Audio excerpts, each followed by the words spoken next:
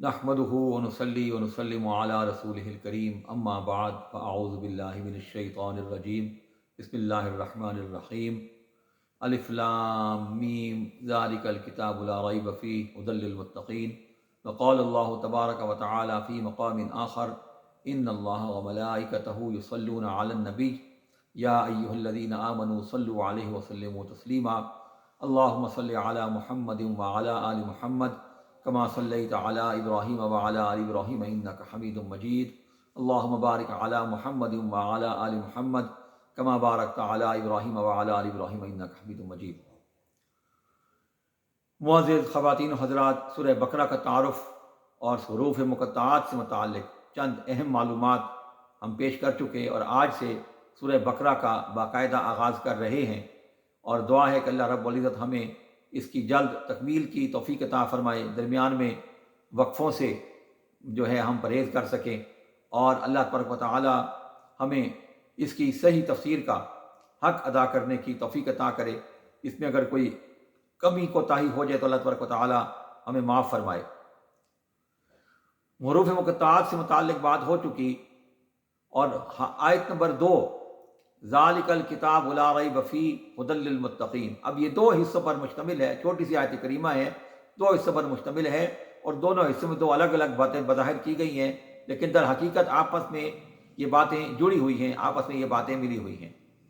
آیت نمبر 2 کا پہلا حصہ ذالک الکتاب لا ریب فیہ، کہ یہ وہ کتاب ہے کہ جس میں کسی شک و شبے کی گنجائش نہیں۔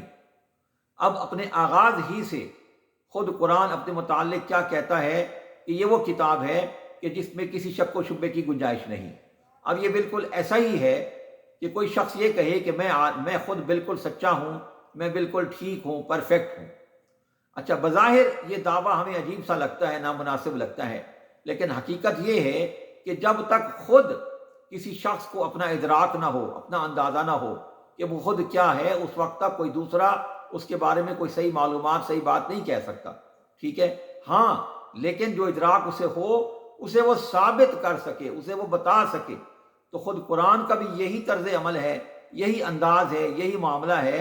کہ قرآن نے خود کہا کہ یہ وہ کتاب ہے کہ جس میں کسی شک و شبے کی گنجائش نہیں۔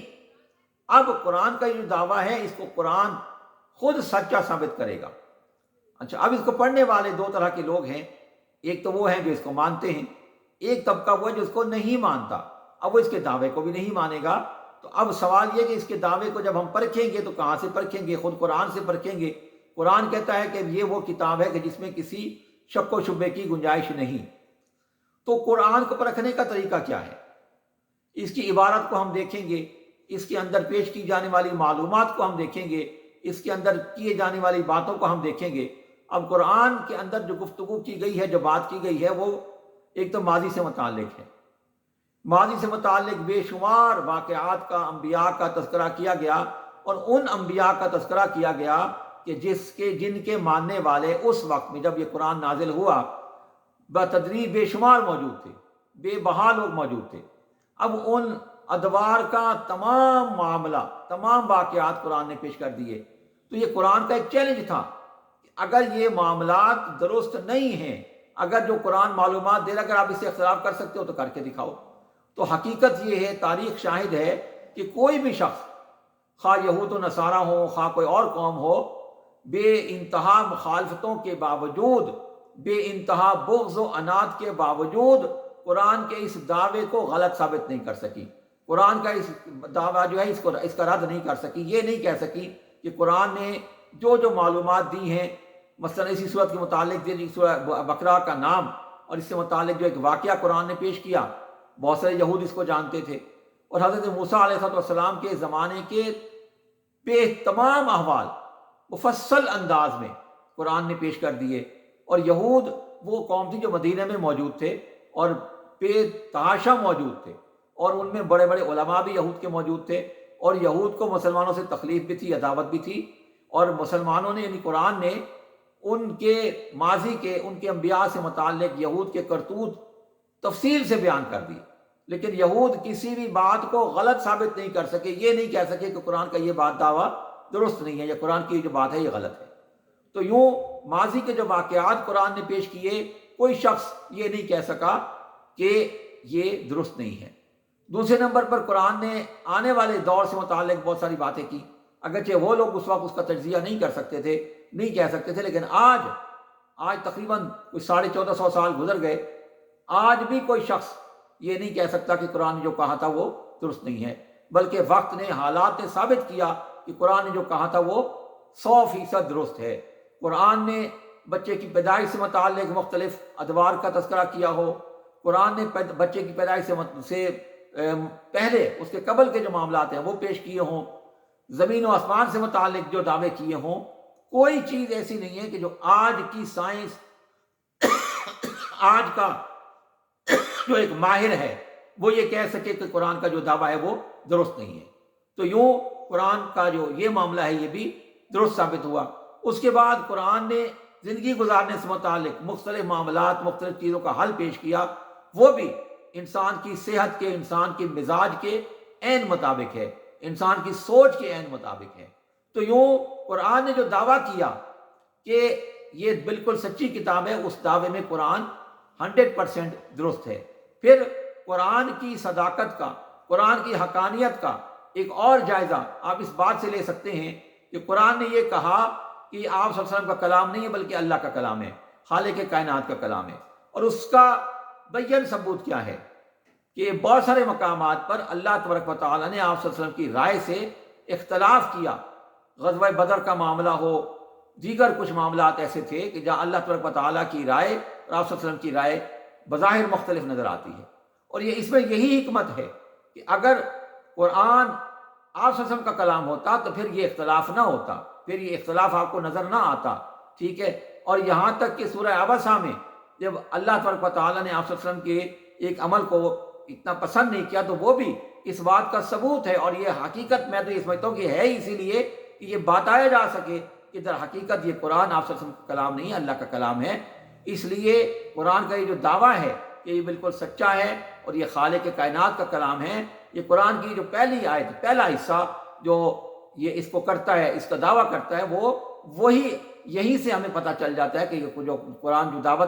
کر رہا ہے وہ 100% درست ہے، 100% حقیقت پر مبنی ہے۔ پھر اسی آیت کے اندر قرآن کہتا ہے ھدی للمتقین، مگر اس سے ہدایت کون حاصل کرے گا؟ جو پرہیزگار ہوگا، جو اللہ سے ڈرنے والا ہوگا۔ اب اس سے مراد کیا ہے؟ اسی صورت کی آیت کریمہ میں کیا ہے؟ یضل بہ کثیرا ویہدی بہ کثیرا، کہ بہت سے لوگ اس سے گمراہی حاصل کرتے ہیں اور بہت سے لوگ اس سے ہدایت حاصل کرتے ہیں۔ تو اس سے کیا مراد ہے؟ مراد وہی ہے کہ اس قرآن سے ہدایت وہی حاصل کرے گا جو اس قرآن پر ایمان رکھے گا، جو اس قرآن پر یقین رکھے گا۔ جو اس قرآن پر ایمان نہیں رکھے گا، جو اس قرآن پر یقین نہیں رکھے گا، وہ اس قرآن سے ہدایت بھی حاصل نہیں کر سکتا۔ ہدایت وہی حاصل کرے گا جو اس پر یقین رکھے گا، جو اس کو اللہ کا کلام مانے گا۔ اچھا، ورنہ کیا ہوگا؟ کوئی شخص اس سے فائدہ تو اٹھا لے گا، جیسے آج کا مغرب کا سائنسدان ہے، وہ قرآن کے دیے ہوئے اصولوں سے بہت سارے سائنس کے اصول وضع کرتا ہے، بہت ساری اور رہنمائی حاصل کرتا ہے، لیکن وہ ہدایت حاصل نہیں کرتا،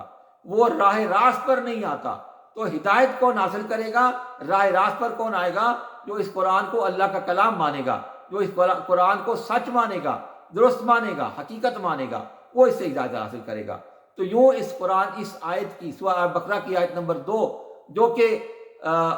وہ آیت ہے کہ جس کے اندر معانی اور مطالب موجود ہیں، کیونکہ آیت نمبر 1 حروف مقطعات پر مشتمل ہے، جس کے معنی مطالب اللہ ہی جانتا ہے، عام آدمی نہیں جانتا۔ تو وہ جو اس کا مطلب یہ ہوا کہ وہ پہلی آیت کہ جس میں معانی اور مطالب موجود ہیں وہ ایسی ہے کہ اگر اسی کو مان لے انسان، اسی کو جان لے انسان، اسی کو اگر انسان سمجھ لے تو اس سے ہدایت کا راستہ کھل جاتا ہے۔ اور پھر قرآن نے تو بے شمار ہدایات دی ہیں، بے شمار معاملات میں، زندگی کے تمام معاملات میں جو ہماری رہنمائی کی ہے اس سے ہم استفادہ کر سکتے ہیں۔ تو یہ در حقیقت قرآن کا اصل مقصد و مدعا ہے، اور یہاں تفسیر پیش کرنے کا بھی ہمارا مقصد و مدعا یہی ہے کہ ہم جو مسلمان ہیں، جو دعویٰ کرتے ہیں اسلام کا، جو دعویٰ کرتے ہیں اللہ کو اللہ ماننے کا، اللہ کے رسول کو اس کا رسول ماننے کا، اور دیگر معاملات کا، ہم اس دعوے میں سچے ثابت ہو سکیں، سچا خود کو ثابت کر سکیں، اور اس قرآن سے وہ رہنمائی حاصل کر سکیں جس کا خود یہ قرآن متمنی ہے، جس کا خود یہ قرآن خواہش مند ہے کہ اس سے اس کے پڑھنے والے، اس کے ماننے والے استفادہ کریں، اس سے فائدہ اٹھائیں، اس کو درست مانیں اور اس کی دی ہوئی ہدایات پر عمل کریں، جس بات کا حکم قرآن نے دیا اس پر عمل کریں، اور جس بات سے قرآن نے منع کیا ہے اس بات سے وہ رک جائیں۔ اگر یہ ہو گیا تو ہماری دنیا اور آخرت بھی کامیاب ہو جائے گی، اور قرآن فہمی کا جو حقیقی مقصد ہے وہ بھی پورا ہو جائے گا۔ تو دعا کریں کہ اللہ تبارک و تعالی ہمیں اسی طرح قرآن مجید کو بیان کرنے کی، اس کے تفاسیر کو، تشریح کو آپ کے سامنے پیش کرنے کی توفیق عطا فرمائے، اور اللہ تبارک و تعالی ہمیں اس قرآن سے استفادہ کرنے کی اور اس کی ہدایات پر عمل کر کے دنیا اور آخرت دونوں کو کامیاب کرنے کی توفیق عطا فرمائے، اور اس قرآن کے وسیلہ سے اللہ تبارک و تعالی ہماری تمام پریشانیوں کو، تمام مسائل کو حل فرمائے، اور اپنا خصوصی فضل و کرم فرمائے، اور ہم سب پر کی جو پریشانی ہے اللہ تبارک و تعالی ہمیں اس سے نجات عطا فرمائے۔ وآخر دعوانا ان الحمد للہ رب العالمین۔